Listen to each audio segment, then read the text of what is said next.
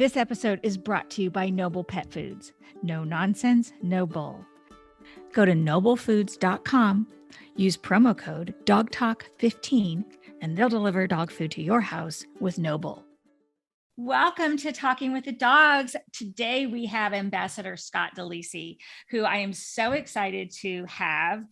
We are going to talk about his dog, Loki, the ambassador's dog, based on his book, which I think every person should have who's interested in dogs, talking with dogs, understanding dogs, connecting them, and his work as he's been an ambassador in diplomacy and working with people across cultures, and how we understand our dogs, which many of you know that I'm on a mission to understanding dogs, but how we understand our dogs and interact with them relates to our work with people professionally and privately. And his book is a masterpiece, The Ambassador's Dog. He was already interviewed, one of his interviews that I love is on National Public Radio. And I was telling him before we got started today that I see this episode, Chatting with Me, as part two, in my own special way, of the National Public Radio interview. So for those of you who want even more, there's that interview, but we're going to take it further so that we can make the most of Ambassador DeLisi's time and his story and where he and Loki and his dog family and his people family are today. And we have a dog, for those of you who may want to watch on YouTube, I will post this, and you can see dogs as they come and go. One of his dogs just decided to join the conversation in the background. But Ambassador DeLisi, welcome to Talking with the Dogs podcast. Thank you very much, Liz. It's such a pleasure to be with you today. So, yay. You met Loki on a trail, and it's sort of funny because you were already working in Nepal, correct? That's correct. And how long had you been there? I'd been in Nepal about 2 years at the time that I set out on the trek. And in fact, we are almost today, as we're doing this interview, we are almost 2 years to the day from the day I met Loki. Oh, wow. Well, happy anniversary. Yes. Gotcha day. A lot of people like to call it. Excuse me, 10 years. 10 years? No, is it? Gosh. Yeah, I guess it's 10 years or 10 years. Yes. 10 years to the day. Flies. Yeah. So, okay. So a lot of people think to have a mystical, magical experience, find themselves, the meaning of like, they need to go on a trek in Tibet or in Nepal, right? And then go to the Himalayas. And you were working there and you had one. I did, though I would argue that we don't need to go to the Himalayas to have this kind of an experience, but that the experience was a reminder to me that there is wonder and there is beauty and there is mystery all around us every day, if only our hearts and our eyes are open to seeing them. And I happen to have my eyes open one day on a trail, up on the border with Tibet and Nepal, but this can happen anywhere at any time. And it is a reminder that these things are part of our lives, but we have to be aware, to be open to them. So people who are interested in these kind of experiences will often, that's whether it's woo-woo or whatever, but I mean, you were an ambassador. You were very much, a professional, working, representing our country, and yet you're still having these experiences. And that's one of the things that I love, is that whether somebody comes to a new kind of understanding, is that you can use it in your professional life. We just don't talk about it enough. And I'm wondering, had you had any or many experiences prior to this? Of what sort? Okay, so for the backstory, because you were walking, and right. Tell us what happened. Well, we were on a trek up on the Tibetan plateau in Nepal. And this was work, whether this was for work. We have a cultural preservation program. And we were looking at projects that we had participated in and looking for new opportunities to help to preserve a culture that really is a treasure for the world. And in the process, build our relationship with the people of both that region and of the nation as a whole. And the challenge of doing this sort of work in Nepal is there are many areas of the country where if you want to do this, you're going to do it on foot. You're going to be trekking. It goes, as we say, it goes in on your back or on a yak. But there's no motorized vehicles or anything else where we were going. So we were trekking this one morning. We had started from the village of Sarang, and we were on our way to the Logegar Monastery, which is this fantastic monastery that is centuries and centuries old and has a tremendous backstory about that I won't go into at the moment. But we had gotten to the base of the hill before the monastery, a little village of Chokre, and I was a little bit ahead of the rest of the group, a few of us. And I thought it might be a good idea to stop and catch our breath because I'm not a young man and it was almost 12,000 feet and it was time to take a deep breath. And when I took my deep breath and I looked about, there on the side of the hill, tied to a piece of rebar pounded into the ground, tied up with an old blessing scarf, wrapped around his neck and tied to the rebar, was a puppy. And this puppy, I would have missed him, I think, because his coat reflected the colors of the land, of Mustang. It was as if the dust that is blown in the wind had embedded itself in his coat. But his eyes were these brilliant blue eyes. And they captivated me. And he was staring right at me. And he looked at me and he said, Dai, which means older brother. He said, Dai, come here. So of course I did. And I went over and I sat with the puppy and the puppy jumped into my lap and he licked my hands and he put his paws here, looked me in the eye, licked me on the cheek. And he said, Dai, you do not know this, but I'm your dog. And I said, I said, you may be right. And he said, I am. And we began a conversation. Now, and I know this, Right. So the odd thing is trying to do this interview that you referred to on National Public Radio. This was on Here and Now. It's a news program. Right. So they were trying to make sense of why are we even doing this? But it was because the interviewer who we had encountered had been captivated by the story and because this does matter. It's a way of thinking about the world, a way of how we communicate, how we engage, right? How we build upon our experiences in life to shape our direction, if you will. So, in any event, though, this dog and I began the conversation. There were doubters. I had one of my young officers who was with me, one of my public affairs officers, came up to me at one point and said, Sir, we have to keep going and we have to go up to the monastery. And sir, this dog isn't really talking to you, right? We're at 12,000 feet. The air is thin. And I said, Kane, son, shh, quiet. I'm having a good conversation with the pup. So that's how it all began. So that was that backstory, I guess. Well, that's great. That's great. And I think it's important. Now, did you ever hear an animal talk to you prior to this? Did I ever hear an animal talk to me? Mm-hmm. I don't think I did. I don't think that I could say that. Since that time, I have been struck again and again. I've always, like many people, I like animals. I like dogs. We had cats. We've had all sorts of animals.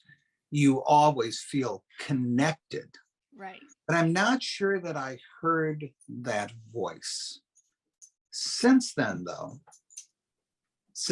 and I don't know if there's a greater, that we're aware of the potential for this sort of communication, for this connection to be even deeper than we might first imagine. And Loki has just walked on in. Hi, bye. Hi, Loki. Perfect timing. Loki, can you say hi? Hi, do you want to add anything? So I do get a sense as an animal communicator, Loki has added that, it's like he says, and for people can have their knowings differently. Like Ambassador DeLisi heard a voice. I hear voices. Some people only get images that they know a dog is showing them, but I hear from low key, and I hear it in English. And I think that when animals communicate, they somehow it's filtered, and it's one of the mysteries that I haven't explored the language difference. But what I'm getting from Loki is that he communicated with other people, like you said in one of the pieces about the book, that there was the villagers were feeding him and caring for him, Right. and he had relationships. And this is common about stray dogs who are part of a village. It's culturally different than in the United States, where we often think, oh no, that's horrible, it's a stray. But in some cultures, right, they consider a dog part of the community and they just feed it. In Nepal, this was very commonplace, and especially, the village setting is one thing, but even in Kathmandu, the capital, there were so many stray dogs, so many dogs out and about. And people often were very kind to these dogs, and they would take pains to feed them or to try to care for them.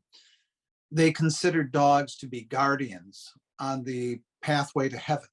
And you often see them on the staircases of temples. Carved dogs will be there as one of the many guardians.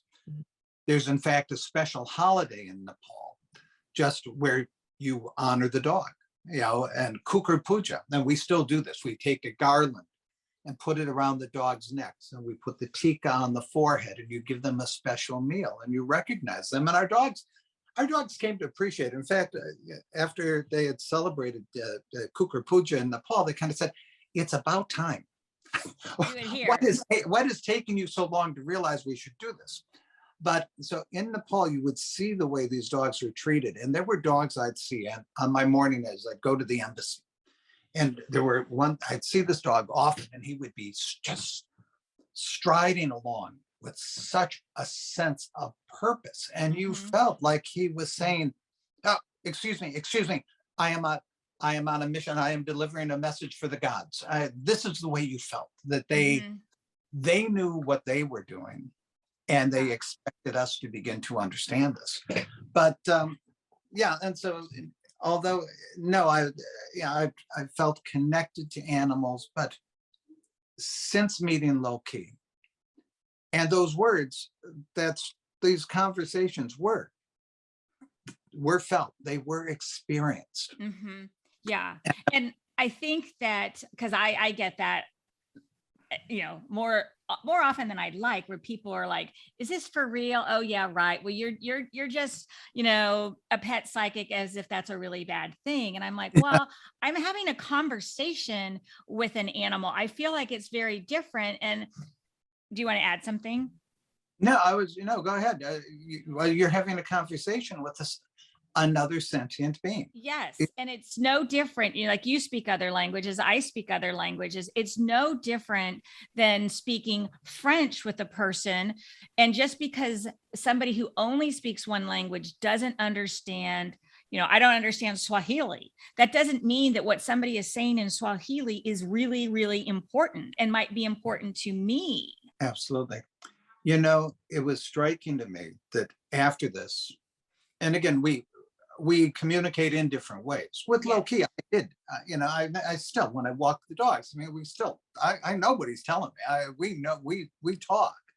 But when we went on to Uganda, which was where I was ambassador after I was ambassador in Nepal, we went up one day, we went to the impenetrable forest to go find mountain gorillas. And we came upon a family of mountain gorillas. And it was a fascinating experience as you were surrounded by this family. It was 13, 14 with the silverbacks and blackbacks, and older silverback, mothers, babies who would come and tug at your vest and show you how tough they were. But at one point, I was sitting on a hillock and my legs were dangling a little. I'm trying to take a picture of a mother with a baby that wasn't too far away. And there was one blackback who had been throughout the entire time we were with the gorillas was just watching. It was as if he was the designated watcher, watching everything we do. And he was over in some bushes off to the side. And then suddenly, as I'm trying to take this picture, he came out of the bushes, circled around, came directly in front of me and reached out. And he grabbed my ankle and held it like this and just looked me in the eye. Now, I probably should have been freaked out. And this creature could have thrown me across the clearing. But there was, again, a communication. I didn't hear words there, but I knew it was okay.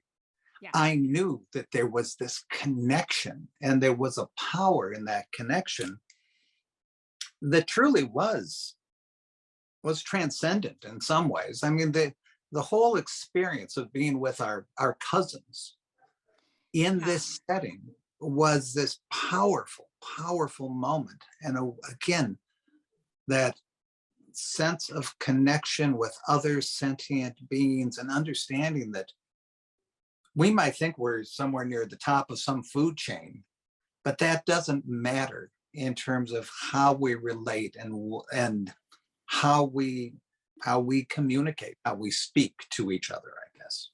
Definitely. Well, when you said about grabbing your ankle, if we put aside preconceived ideas, for an animal like that, it might be like grabbing your hand. Your hands were occupied with the camera. So this animal was like holding your hand. Absolutely. It was a connection. It was like it was saying I see you. Yeah. I see you, and we are, and there is something between us here. And it was a moment I'm telling you the story. There you go. There must be these are the moments that stay with us. They do. And one, another thing besides your book, which is, and the artwork is so beautiful, which I love how you and the illustrator were so intentional about making it beautiful and bringing really the country to paper and to life and sharing it with the beautiful artwork. I just think it shows your commitment. I think Jane, our artist, Jane Lillian Vance, Jane is a woman that we had met in Nepal. And she lives here in Virginia. And we built a relationship, and we are dear, dear friends to this day.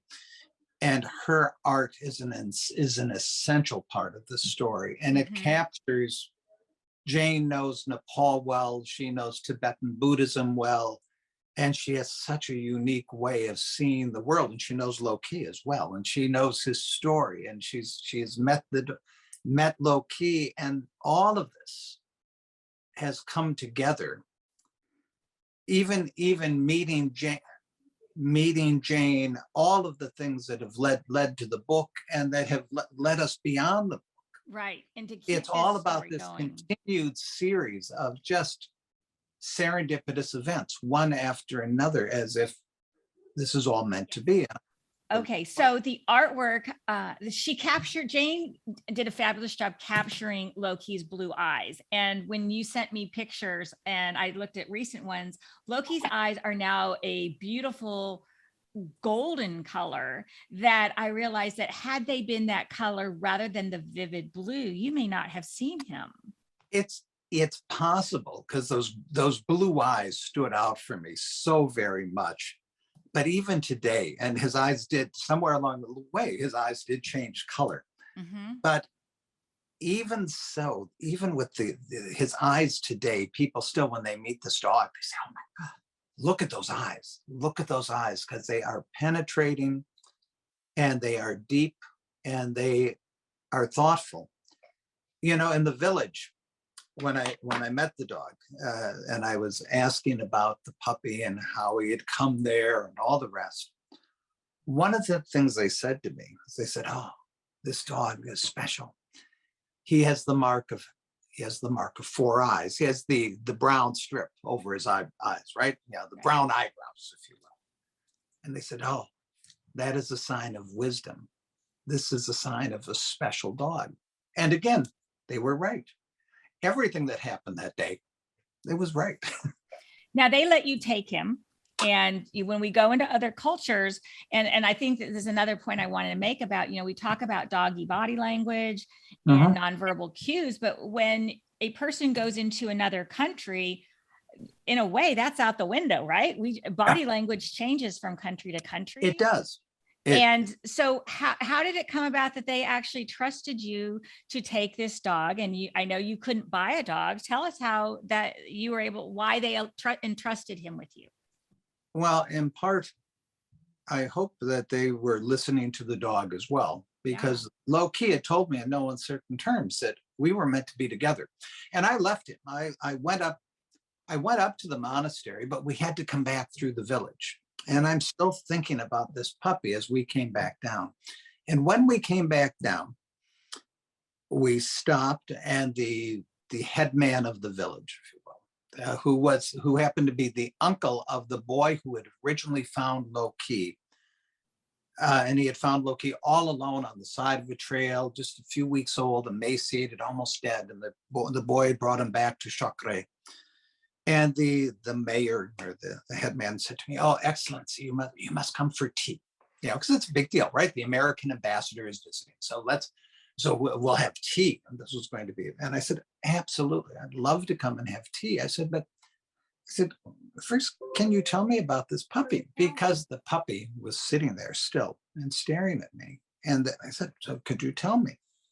And they began to explain how the puppy had been found and what the background was. But in my mind, I'm thinking, but this puppy says we belong together. And I felt that. And I asked, I said, "Tell me, would this puppy be for sale?" And they looked at me and they said, "Excellency, you must understand that here in Tibet, the word for dog is ki, which is also the word for happiness. So we consider dogs to be the source of happiness. So we do not sell them. We give them as gifts."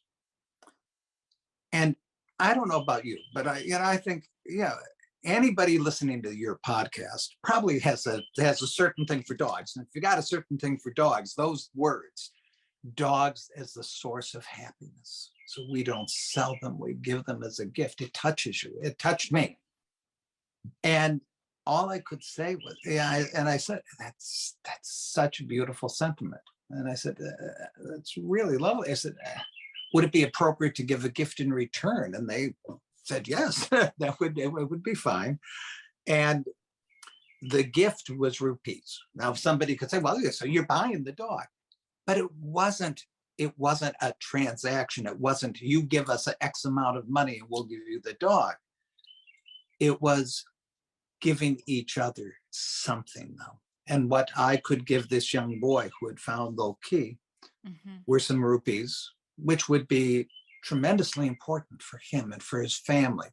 And it helps, and it makes a difference in a country like Nepal. So you felt like you were giving money, like we might as a birthday present. It was a true gift. And absolutely. And in return, Loki, it was a gift. The Nepalis in particular are the tremendously kind and generous people. They will, in the poorest village, if you come, they will say, "You must sit, you must have dal bhat." They may not have enough food for their next meal, but they're going to feed you, because this is what we do. And to bring happiness to someone, to give them that gift, that matters. But also, and again, the book reflects what I truly do believe to be true from what Loki has told me, and from what I took away from this day.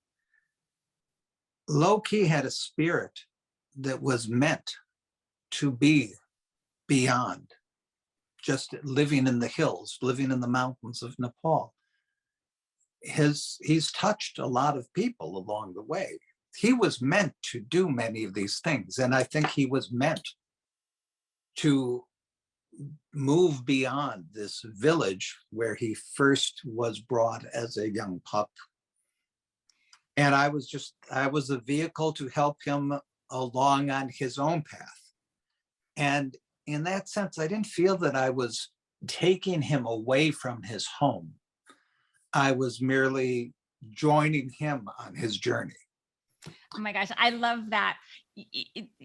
Yes, I felt that way when I saw, I found The Ambassador's Dog, the book, on a sponsored ad on Facebook, and the dog jumped out at me, the artwork, again, it's so beautiful. And I was like, I need to find out about this. And here we are today on this podcast. And I do agree that this story is something that we want to share with the world. I'm on board with that. And not just about animal communication, because there are people, I use the analogy, is that someone can learn to swim and have fun. And you can have that kind of relationship with a dog, and you can understand your dog like you go swimming and have a lot of fun. Or you can take animal communication and active listening and tuning in to a higher level, understanding your dog or working with people as an ambassador. There's so many ways it goes, but this beautiful book is like planting a seed of understanding, appreciation for a culture, for dogs, being open. I just think it's a masterpiece. Well, Good job. Thank you very much. And for me, it's been quite the experience. And it's been, Loki's not my pet. Mm-hmm. He's my partner, but he's a companion.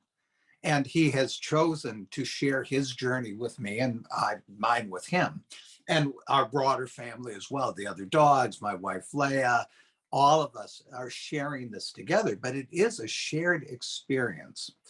And it's a reminder that of being open to hearing what other cultures, what our partners that we meet along the way, whether they have 4 legs or 2. But you talk about active listening. Yes. And this is what was critically important as a diplomat, obviously. You had to be able and open to listening. You could not approach these things with preconceived notions about, you might know what you wanted, but just because you want it, and just because the United States wants it, doesn't make it so. And it doesn't mean that these other nations or other partners might not see things differently. So we have to find that path to understanding. And it begins with listening. And that's what we always try to do. And perhaps it was those years as a diplomat that made it easier for me to listen to Loki that day. I only know that I felt that this was something that was meant to be. We talk in the book, I write in the book about this puppy who had a dream, and how the winds from the high Himalayas, just like the prayer flags, the idea of the prayer flag is that the prayers written upon these flags will be carried by the winds to their destination, to the heart of someone that you are praying for, to the universe, to wherever it may be.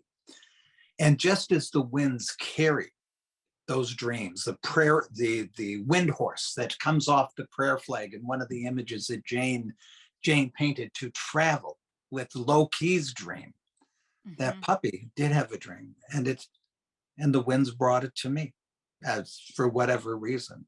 But when I met that dog, it was meant, you just knew that this was meant to be. So there you go. So, wow. Thank you for sharing this. And thank you for allowing Loki to not just be a dog that came into your life. Some people will think, oh, our dogs come into our lives to teach us something or for our needs. And it's like, well, maybe partly, but not just. Maybe they want to work with us, as you said, and they have a mission while they are with you. Like Loki had a mission while he was in Tibet, or in his town, and then he went off with you. And he's shared this mission his own separate way. And we need to allow our dogs to not just think that they're for us, but they can be for the world. And we have joined forces with them while we are together. Absolutely. And I think Loki's story, the story of this pup that didn't give up, the pup that refused to die and should have died on the side of the trail all alone in a very rough and unforgiving environment. And this would have been during the month of March, when the winds are still fierce and the winter cold is still holding on to the land in Mustang. That puppy should not have survived, but Loki refused to die. He was determined to live. He was determined to do something. He had his role. He had his mission. He had his dream. He had his beliefs. And some folks will say, "Oh my God, you're building so much into this," but that's okay. We all get to make our choices. That's right. I know that this dog had a mission, and his story inspires others, and his story gives us hope. And God knows, in the past few years, we've had plenty of days where we could all use a little hope. Oh my gosh. And Jane and I often laughed that not only was it fortuitous, all the things that brought both her and I together, and with Leah and with an Amchi Lama in Nepal, and then this puppy who was blessed by the Amchi and it goes on and on. But all of these connections, all of these things that were meant to be, people can scoff at, they can dismiss, but we know how this feels. And then the fact that the book finally got written, I wasn't going to write it necessarily, but Leah, my wife, kept insisting. She said, "You have to tell this tale." I was not just tell it, because I told it all the time, because people would ask about the dog and say, "Tell us about Loki." And our grandchildren wanted to hear the story of Loki again and again. And Leah said, "You have to write this down." And Jane was the only one who could have illustrated this, and she kindly agreed to. But the fact that it was then published, well, first that the publishing house in Nepal, to have it published in Nepal, the Nepali publishers that we worked with are such wonderful, such terrific folks. And they took such care to match the images that Jane had provided with the text in a way that just enhanced the story so much. Theirs was an act of love, just as Jane's art was an act of love, just as my putting words on paper were an act of love. And this work is a reflection of a shared commitment. And then for the book to come out just as the pandemic was really taking hold, at a time when, again, in the world, I think we all felt the need for something to say, "This makes me smile. This makes me feel positive. This gives me hope." So it all came together. And when we say things were meant to be, it was meant to be. So it was good. It's beautiful. And you've got some on your Facebook page for anyone who wants to learn more, aside from buying the book. It's like a video where the images have been put together, and I'm like, this could be a TV show. It's not a cartoon. It's masterful art. It's a lovely young man in Richmond, Virginia, that Jane knew, put together this trailer, if you will, for us.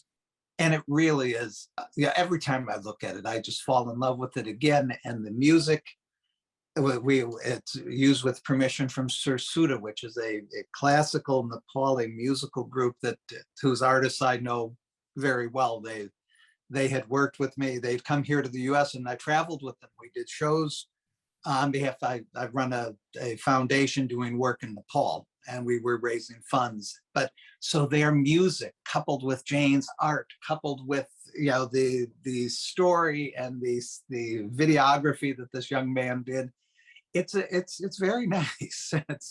It's a treasure for us, certainly. Well, I think there's more to come.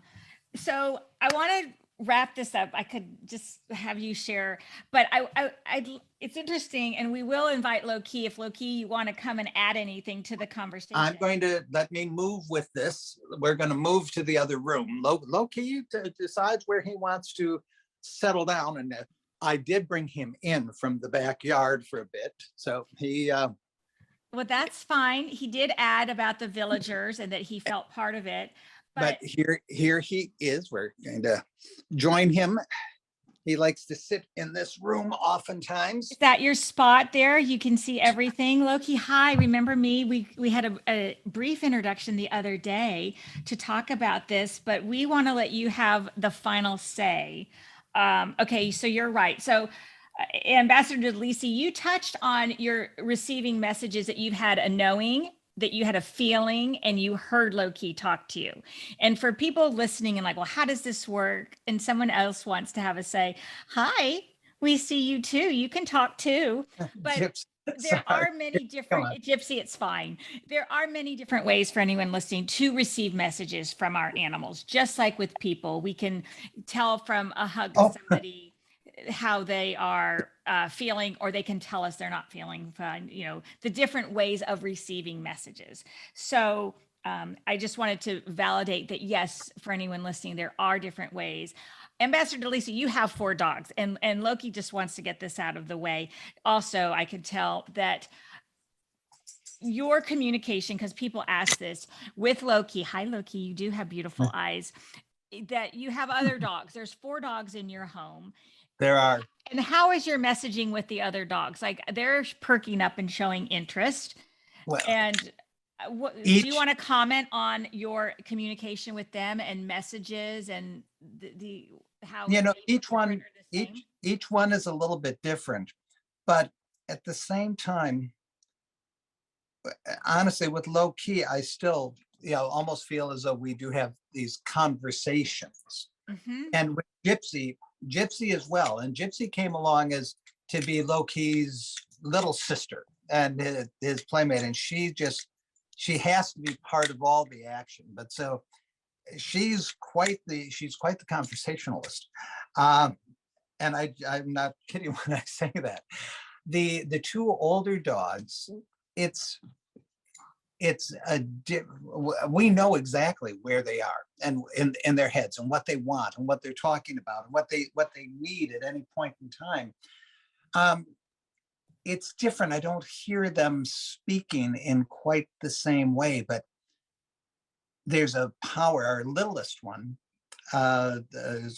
Gracie, who's around here somewhere, a little miniature schnauzer. She has such tremendous energy, and that energy she vocalizes, not in words, but she vocalizes, but that energy, you feel it, and you know exactly that what she's telling you, whether it's, when she wants to play, when she wants to go outside, when she wants, it's time for my medicine. Dad, it's time. Let's go. And she'll look at you, and she's one that just adores that closeness and being near you. And in all of this, you pick up every signal. You know how she's feeling at any moment in time. And Max is getting older. Max is getting, so are you, big boy. But Max is getting up there. He's 14 now, but and you noted the other day, Liz, when we talked, he's a little creaky. Yeah. And things are a little harder for Max. But boy, he's still, when we go for a walk, you can just, he glows, he beams. You know that he's attuned, and you also, and he makes me feel guilty though. If I go for a walk with one of the others and I can't take all 4 of them at once, and if he's left behind, he gives me that look. You know what's going on. But anyway, we've got 4 dogs, 4 beautiful, wonderful dogs, including this guy who's shedding like crazy. He's losing that winter coat.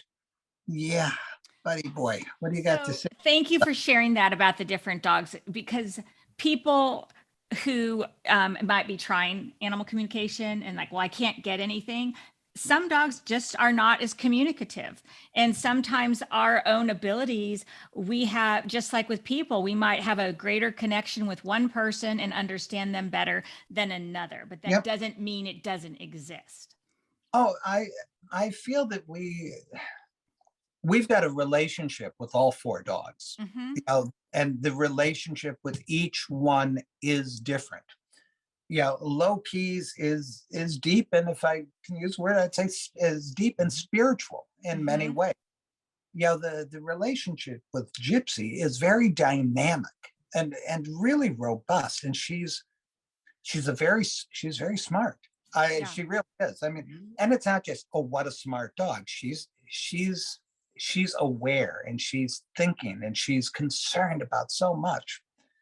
And the other dogs have reached a point in life, much as I have, where now is our time to ponder what we have learned on our journeys and to share them. Where are you going, buddy? Loki, we want to ask you if you have any words, if you want to have the last word to share anything that you want people to know, at least publicly. Some animals are very private, and Loki is, I don't get that Loki is private, but Loki definitely knows the difference between what is private and what is public. So I'm going to go back. Hi, Loki. Anything, buddy? Do you want to share anything for an audience? Now's your chance to add in and have the final say. Oh gosh. So he's right. I said, do you want to have the final say? And he immediately is like, there is no final say. Oh, wow. Oh, that caught my breath, Loki. You're right. We don't always understand when an animal crosses over, or the people ask about the other side. But Loki is clarifying, like, I have a strong physical reaction in my heart kind of thing, that there is no final say. Oh, okay, Loki, there is no final say. So let me rephrase that then. How should we end this conversation? Because, oh, read the book. The book, yes, we will. You don't need to go. Here you go. You don't need to go to Nepal or go searching for magical mystical experience. I sort of get the sense of play that this book is like bringing the journey to you wherever you are, and you can start in your home, and this is one offering. Oh my gosh. So, Ambassador, the trail that you were on, a hike, that's sort of a metaphor, like wherever all of us are on our journeys. And we can open this book and imagine that we too are on our hike and our journey, whether it's to understand our dogs or for any other journey in life, right, Loki? I just I'm feeling it. You're right. We don't need to go across the world. We can start with a book. This is one offering, The Ambassador's Dog, that we can open up, and even just looking at the pictures, start receiving. Well, I think you're right. I think you're right. And oh, hi, buddy. Yeah. Did you want He's, to add? Go on. what else, Loki? Do you want to add something? Okay, so I also get, as he did look outside, but it's like, we don't even need to go outside. It's finding where you are. You can be inside and do this. It's don't overcomplicate it. You don't need to go outside. You don't need to get on an airplane. You can just sit and close your eyes. Well, and start there. I'd agree with him. Yeah, and it's what we said at the outset.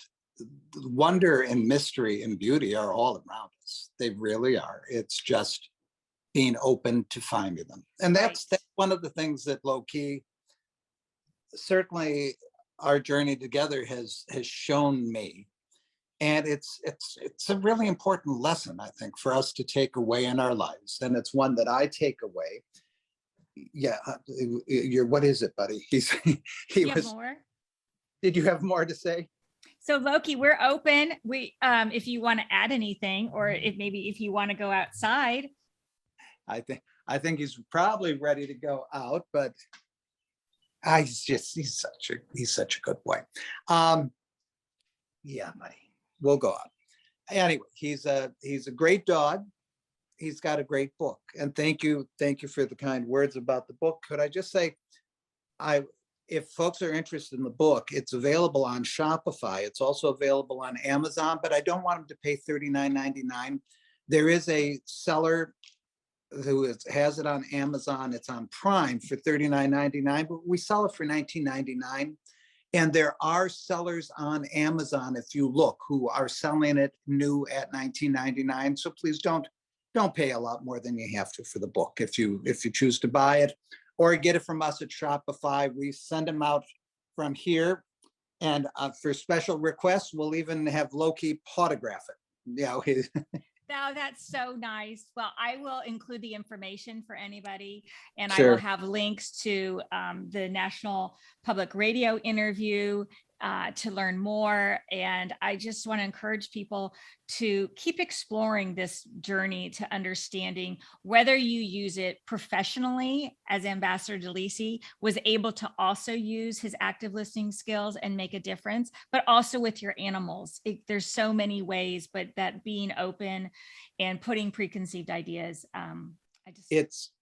life is so much richer, I think, for us because of the relationship with the dogs. And it's not, again, people talk about the difference that their pets make, but it's not just having pets. This is having a relationship. And it's something that has come home to us more and more, especially during the worst days of the pandemic, when we were home much more with the dogs. And suddenly you realize that there was a lot more going on than we might have appreciated. So it's all good. It's all good. Liz, it's been a great pleasure. You too are off to a walk or something. I'm sure. Enjoy your time. And thank you so much. Thank you. And take good care. Okay, you too. Ready to find out what your dog wants you to know? Visit talkingwiththedogs.com, book an appointment with me, and we'll find out.